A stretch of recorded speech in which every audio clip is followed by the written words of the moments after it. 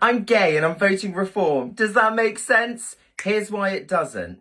Hello, my name is Stelia Jobs. I'm a drag queen and immigrant from East Anglia, and you have probably seen that I have been in the news recently. I don't know how I became the face of this, probably because I am those things, gay and an immigrant, and I needed somebody to pick on during this whole thing.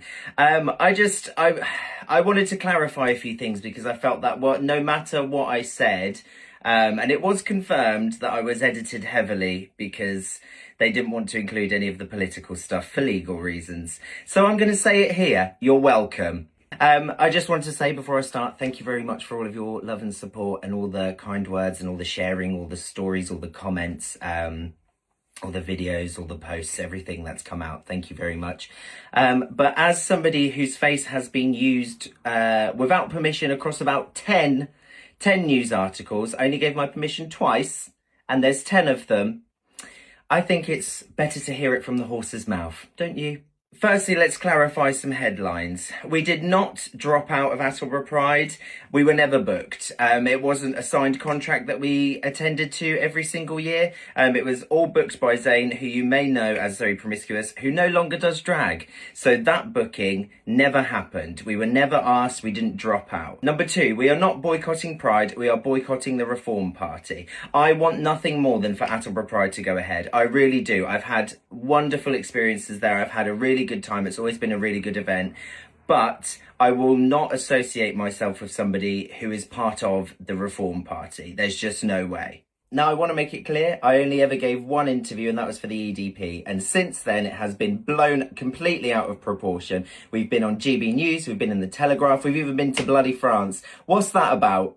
Now, I recently gave an interview for ITV, and the editor didn't include any of the political stuff that I'd actually said to back up my reasoning for not being associated with this Pride this year. So I'm going to tell you those things now. Reform UK is actively eradicating trans rights. They're banning pride flags and withdrawing support from LGBTQ+ spaces. Their policies don't just ignore us, they completely put us in danger. And people who can't see that need to wake up and smell the coffee. Nigel Farage and the Reform Party have called same-sex marriage wrong and want to roll back decades of progress.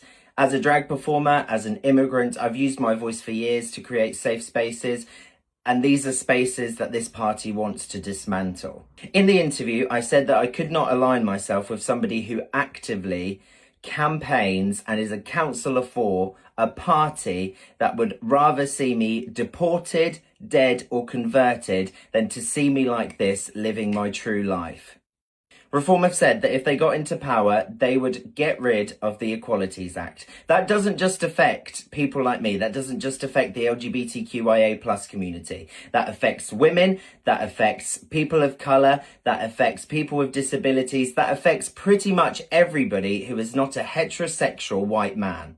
Members of the Reform Party have made horrific comments about refugees and migrants coming to this country, saying that they would shoot them on the beaches. And being two of the main things that the Reform Party hate, I cannot put myself in a situation where I'm working alongside somebody who would support that. Pride is political and always will be. Flying a pride flag will not take anything away from anybody else. It won't disturb your precious rights as a straight person. It just shows that a town is welcoming, that these people are visible, and that these people are safe where they live.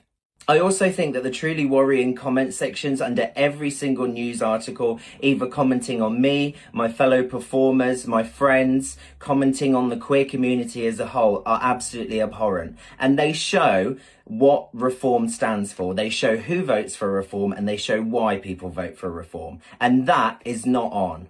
I'm so sick of speaking out and not being heard. Like, it's just judging by the headlines themselves, you can tell what I've said has not been taken on board. And it's this whole thing of freedom of speech.